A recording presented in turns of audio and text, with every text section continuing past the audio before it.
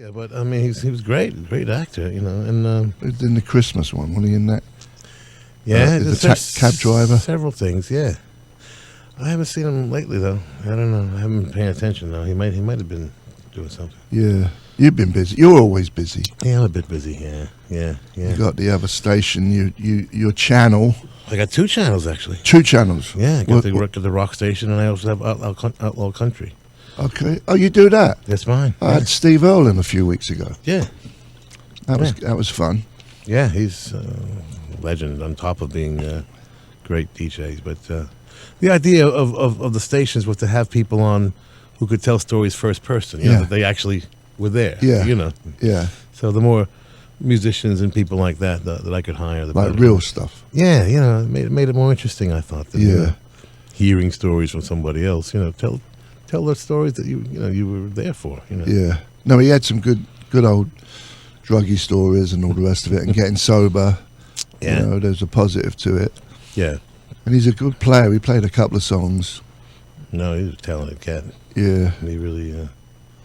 Yeah. So I got those 2 stations and the Underground Garage on 21 and Outlaw Country on 60, and we just got back from Australia 2 days ago. Who did?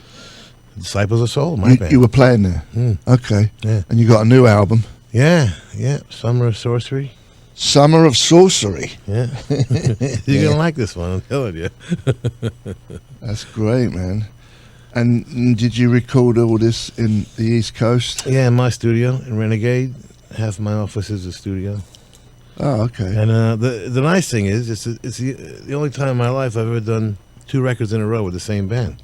Yeah. Because all my my 80s records, the 5 records I did in the 80s were all very different from each other, and not a good sensible way to have a career. I wouldn't recommend it.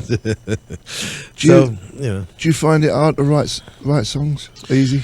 Well, no, I hadn't written something for myself, in 20 years. Yeah. So, I did the Soulfire record 2 years ago. That's when you played at the Roxy. Yeah, and it was songs I'd written for other people, right? Yeah. A cover album.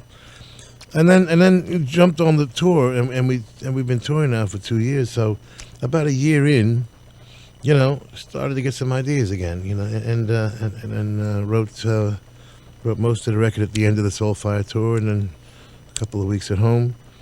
And but it took a minute to get that back in, because when you stop writing, you stop, and I had to put the radar back up, because when you're used to the album tour thing, you're always writing, really, right. So you're getting little snatches of ideas. It might be a line or two, or it might be a melody or two. And you stick them away. Yeah. And then you're ready to do a record. You have all these bits and pieces you can pick from. I had nothing. Yeah. For 20 years. I mean, I'd done the score for Lilyhammer, which is going to come out in July, actually. But it's different. It's different writing for a film or TV than you are writing for yourself. It's just a very different thing. So, but this is the first time. The Soulfire record really was important for me because it was songs I'd written for other people, and I realized I write very differently for other people than I do for me. Yeah. So I want to write for me like I do for them, and that's what I did on this record. It's not autobiographical at all. It's not political at all. It's very, very. It's just a fictional, fictional bunch of fun. Yeah. I think we should play a song and hear it. Yeah. What song are we going to play? Which one you got? Superfly Terraplane. Superfly Terraplane would be good. Yeah. Okay. This is I'm assuming it's like 12 little movies. The album, right? Yeah. I'm assuming a different character in each one. This is like a 17-year-old millennial type of guy talking. Okay. Okay, saying to the baby boomers, you screwed up the world. Now get the hell out of the way and let us guys take over. Okay. You know. So you're not looking for any young fans then? No, the young people are going to like this one. You think they are?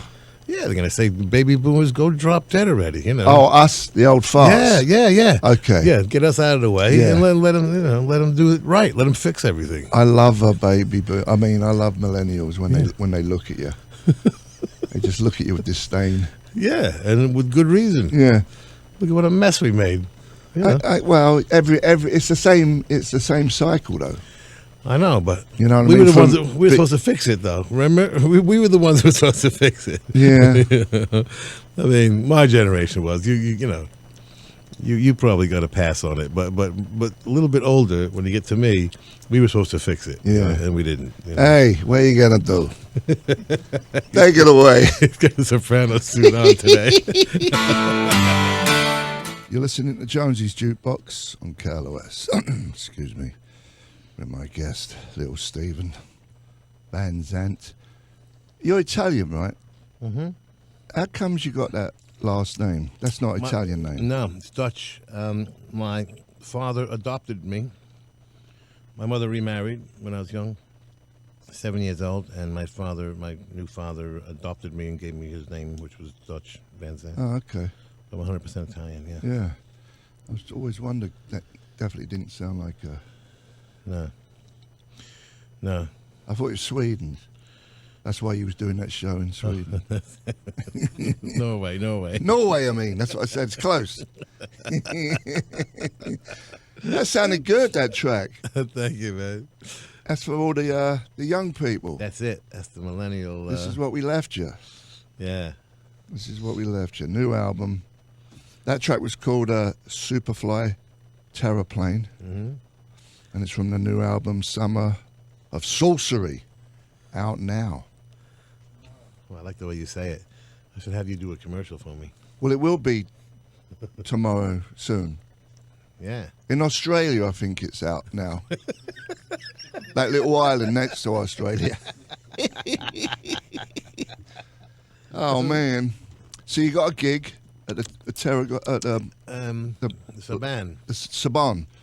It's a great little theatre, that place. Yeah? I saw last show Willie Nelson did there. Yeah. I saw, not Willie Nelson, bleeding now. Merle Real Haggard. and Christopherson. Wow. They both did a show there. He was meant to have done it, but he was ill, but he came back. It's a great theatre. It's a great theatre. You gotta come. You ever been in there? No. It's a really nice place. Classy, kind of small cinema style, old school cinema. Yeah, nice. Really nice. You gotta see this band, I'm telling you. This band is great. 14-piece band, man. Are they the ones that are on the record? Yeah, same guys, and the same ones that did Soulfire. They've been with me now for 2 years, which is nice. Yeah. You know, unusual these days. Yeah. You know, to try and keep everybody together, you know. Does that cost a lot of dodo to have a 14? It does, yeah. But, you know, it's an expensive hobby, and, Yeah. you know, Yeah. this is the business we've chosen. Yeah. Yeah. Yeah, we're still doing our teacher thing. You know, we invite teachers to come to the show for free because, you know, they're underpaid and underappreciated, and we have a new music history curriculum for kids who are, you know, we target the kids that would be dropping out of school, okay? And Yeah. instead of them dropping out, they can enjoy our class of music history, which they really like. And there's 150 lessons online right now for free, teachrock.org. And we invite teachers to come to the show for free and bring a friend. And I mean music teachers or any teachers? no, any teachers. Any teachers. All they got to do is register with Christine at teachrock.org and bring a friend. And then we have a workshop between the sound check and the show. Show them how the curriculum works. Mm-hmm. And we got 25,000 teachers signed up already. You know? Do you think it's a dying thing that the way rock and roll has been for the way it's been set up since the beginning, since Elvis till now, as far as drum, bass, guitar, you show up, sound check, you do this, you do that, as opposed to your new millennial friends who show up with a computer. And I think we're still going to exist the same way, but we're back to being a cult. yeah, You know what I mean? Yeah. We were a cult when Elvis Presley started. Yeah. And we're back right. That's right where we are now. yeah, We're right back where we were in 1955. Yeah. You know, and you know what we try and do. I think we both try and do as much as we can is recreate an infrastructure to support these new bands. You know, as much as we can. Because it's never going to be the same. It's never going to be mainstream again. You know, we're never going to do that. you think that's gone? Yeah, but we can make the cult a little healthier. You know what I mean? Yeah. I mean, you still got bands like Guns N' Roses. Oh no, we're still the biggest thing live. The older generation is still Right. we're still the biggest thing live, for sure. You mean young new bands playing rock and roll? Yeah, because live is still. I mean, look, who was the biggest bands in the '60s were the Beatles and Stones, and they're still the biggest. Yeah, The Stones and McCartney are still doing the biggest shows. Yeah. you know. yeah, And Ringo's out there as well. But for the young band, it's really hard to make a living now. Okay, I mean, it was hard for us, hard for you, and even harder now. because of lack of labels and There's no tour money support. Yeah, no tour support, no real radio support, not much. No TV, no clubs. The clubs are closed. A lot of the theaters are closed. Yeah. So the infrastructure that we enjoyed yeah, is gone. Yeah. And so until we rebuild that, there's no chance for people to make a living at all. So I'm always trying to talk like the Hard Rock Cafe, for instance. There's like 150 of them around the world. I'm trying to talk them into being a circuit for bands. Put a PA in, put a Yeah. back line, all right? Yeah. Get a monitor system, and let the bands go from hard rock to hard rock. Yeah. There's 50 or 60 of them that have big enough stages where you could do that. So I've been trying to talk them into that for years, and do what we can to try and help out these. I mean, we counted the amount of bands we have introduced on our channel. yeah, We've introduced over 1,000 new bands in 15 years, so they're out there. Yeah. And you want to support them because there's no logical reason to be in a rock and roll band right now. right, right. There's nothing practical about it. Most young kids don't like it. No, but there are some that do, though. There's a percentage, Yeah, but that's what I mean. the mainstream is all about not Yeah, it's more electronic guitars. and hip hop and pop. Yeah. Maybe we should do a call up older Ronald McDonald, see if you can do a tour of McDonald's. Well, no stages. Fill up the little where the kids play. Knock that down. Put a stage in the playground. Yeah. I like this idea. Yeah, I'm telling you. I'll bring it up. The next meeting. Oh man, Yeah. House of Blues. Do they still exist, or is that gone? No, they're gone, I think, aren't they? There's one in Anaheim. There's one in Anaheim? One in Chicago, I believe. They closed this one, though, right? On Sunset, they did. Yeah, That was a nice one, too. yeah. The House of Everything But Blues. That's true. But I like the way it was. The decor, though, looks like my Yeah, office, yeah. I fell asleep halfway through it, but I was watching a documentary on Netflix last night, as you do. When you're in bed. There was nothing wrong with the documentary, but I was wondering what it was about. The blues guy Johnson. Robert Johnson. Yeah, it's a documentary Yeah. about him on Netflix. What did you think of I saw him? that. Robert Johnson was amazing. Do you think there would be no rock and roll without him? I mean, Chuck was who I got. Do you think Chuck got off of him? Well, not directly, no. But you can build the the history from country blues, though. You can. But there were guys before. There was Stonehouse before him, Charlie Patton before Robert Johnson. Yeah, And there were guys after him. And slowly, I mean, it's hard to relate to the Chuck Berrys of the world were coming more from the big bands, I think, Yeah. and Little Richard, that's a little bit different. Yeah, than, yeah, than yeah. than like a Bo Diddley, for instance. the solo dude.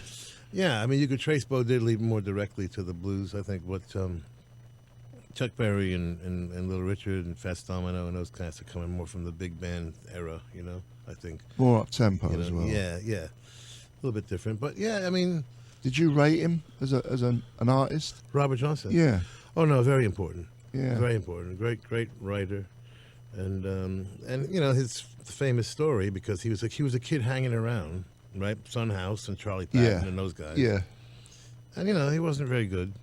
He's just really wanted to learn. yeah. They said, "Get out of here, kid. Well, Right. just stop bothering us." So he goes away for like 6 months, and then comes back, and he's the best of them all. Yeah, So the story began. He sold his soul to the devil. It's a famous story at the crossroads. Yeah. That's where the crossroads comes from. right. I think I forget what it is, Highway 49 and something else. and that was became the legend of selling your soul to the devil to gain that talent. I sold my soul to the devil. It didn't make me a better guitar player.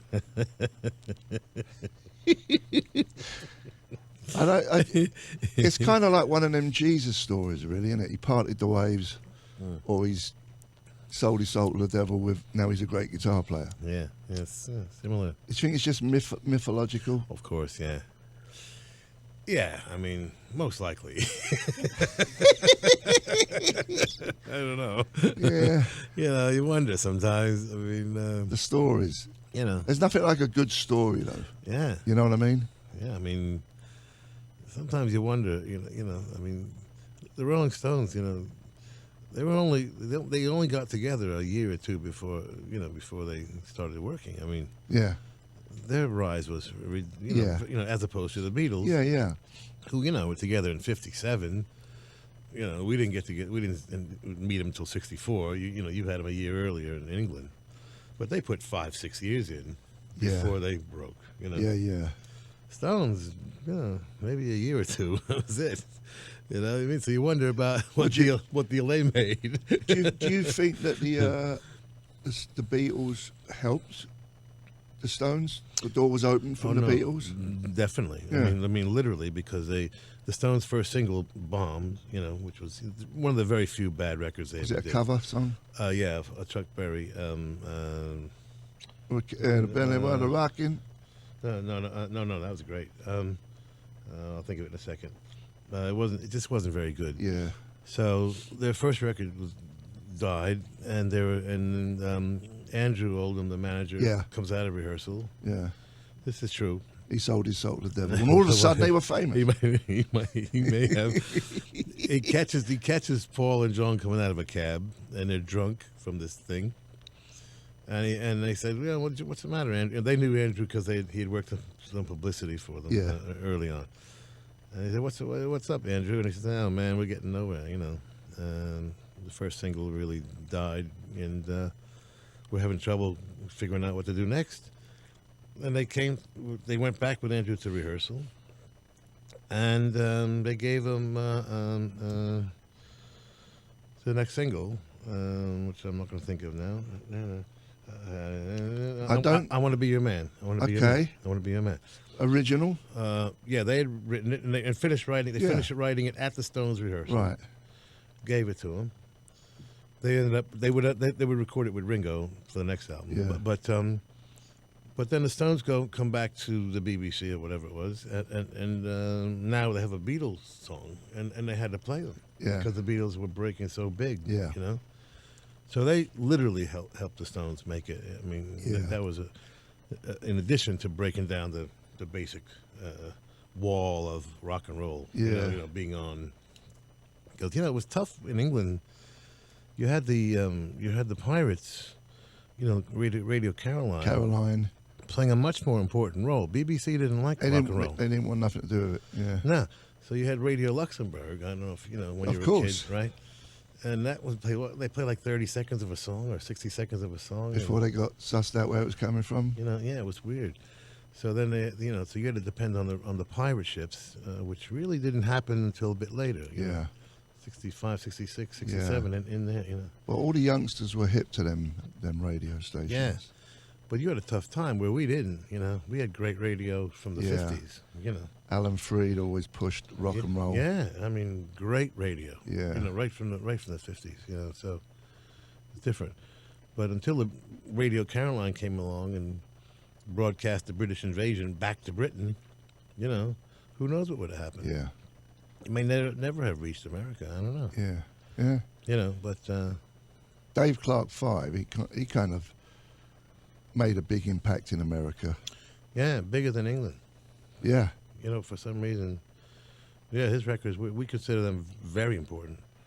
Some of the greatest records ever made, production-wise. I think so. I mean, you listen to Glad All Over, and, Forget about it. Exactly. I mean, I thought it was funny, though, with him, because he was like the main dude, and he was on the drums, and he's kind of centered in the middle, and he was so high up on his stool, he's almost like standing up. You know what I mean? I know. It was all about him. But he was a smart dude.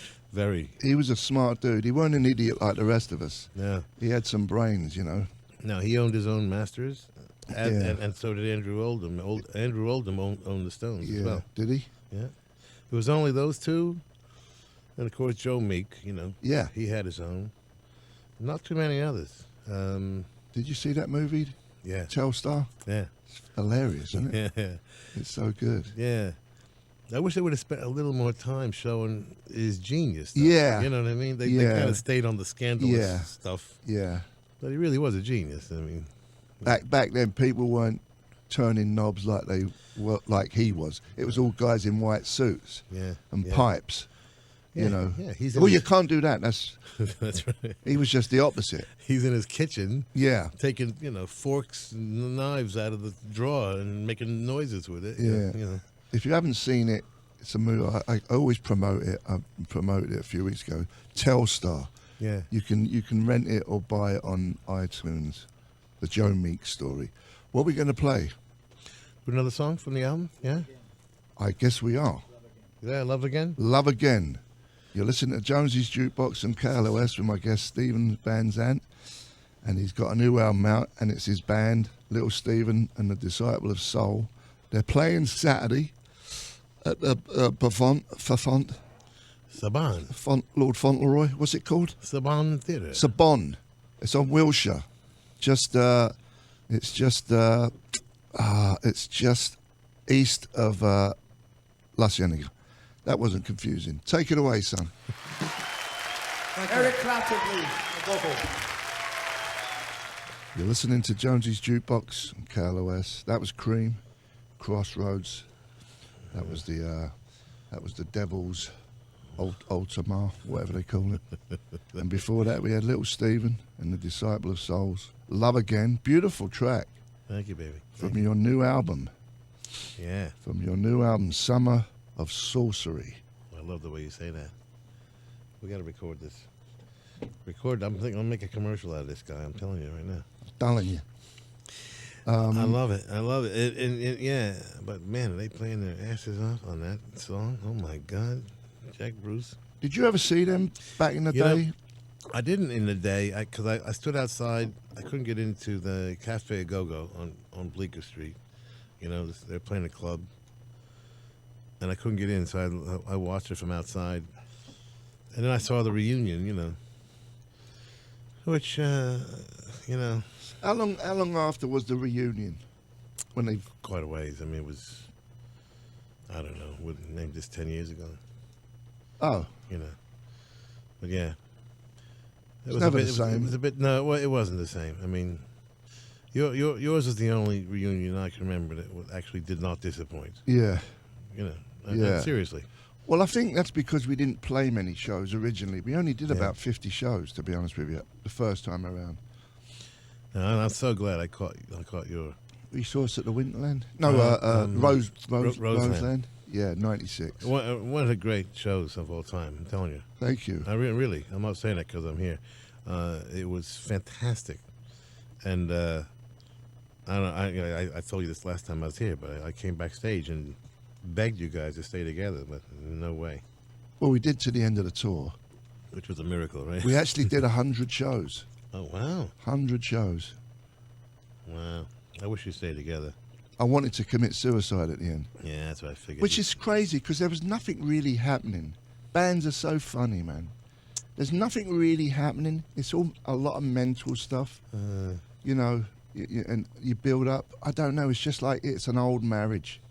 It's an old bloody marriage. See, but this is the key. I think this is where a manager makes a difference. I think. Yeah. You know, either he's sorting that out, you know, and making Yeah. sure that it stays a happy marriage. Yeah. You know, or at least one you can tolerate each Yeah. other. You know, or causing trouble, which is sort of what your guy was Well, doing. originally, for You know, sure. You know, he was sort of doing the opposite. I don't think he wanted it to last long. Yeah, which is just bizarre in itself. you know. Yeah, yeah. I don't think he appreciated what it was. He didn't get the music. No, He didn't get it. And it was just that first record, the only record, really. Yeah. Just one of the great records of all time. Really. Well, You know. a lot of people seem to think that we were puppets and we were like a boy band. which is completely wrong. And he was like the puppet master. Yeah. It really wasn't. If anything, he was like kind of a fifth member, kind of. But he had nothing, absolutely nothing to do with the music. No input whatsoever.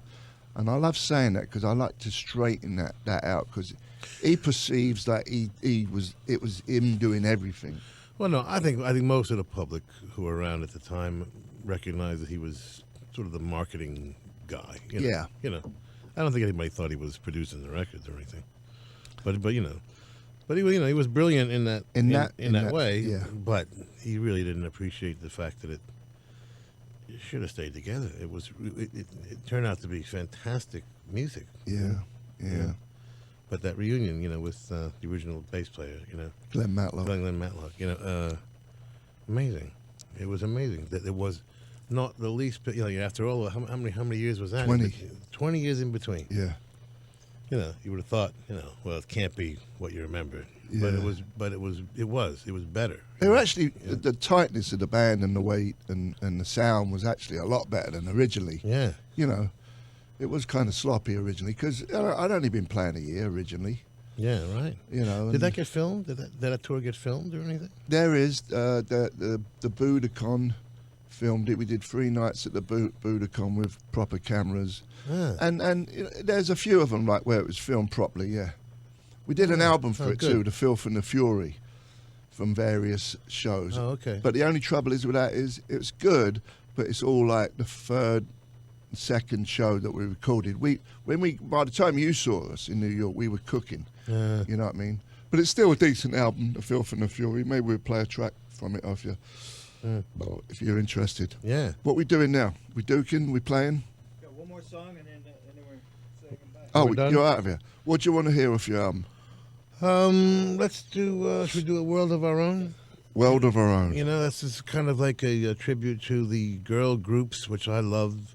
Shirelles and Chiffons and Crystals and Ronettes and the things Phil Spector was doing. And I know you were a big fan of Darlene Love. Darlene Love. One of the best songs ever. Yeah. I mean, I was so happy I, produced that, introducing Darlene Love. I think we played it here once a few years ago. Boy, now. I'm Gonna Marry. Yeah. What a fantastic song. But, that was the album I did was her debut album at the age of 73. Yeah. After being number one, 1962 with He's a Rebel. Yeah.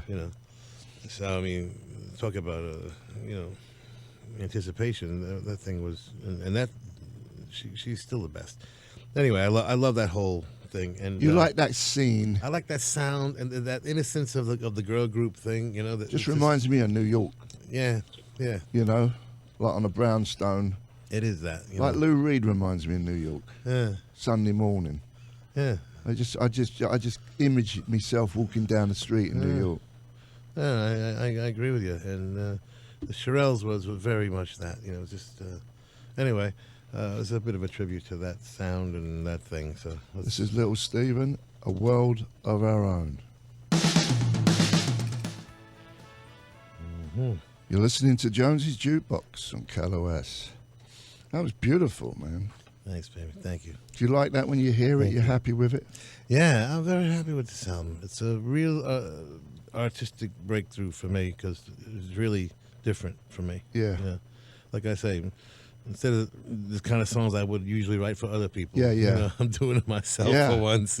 Yeah. And I really enjoy that. I enjoy the whole fictionalized, the fictionalized thing about it, not having to worry about, digging deep down and all that autobiographical stuff. It's nice. Yeah. It's nice. Very good. But anyway, well done. Thank you. Good seeing you, man. Little Steven and the Disciple of Souls. They're playing Saturday at the Saban. Saban. Is that how you pronounce it? Saban? I don't know. Saban? Yeah, it's on Wiltshire, just east of La Cienega. It's that beautiful old cinema there. Really nice place. Yeah. Saturday night. Little Steven's new album is called The Summer of Sorcery, out tomorrow. Yeah. Not today, unless you're in that tiny island near Australia, which I don't think they have any record shops there, but Tasmania. we got some pineapples. Thanks for coming by, buddy. Yeah, always good seeing you, man. Always. And that's it. We're going to visit the Duke. We'll see you in a minute. Do you suffer?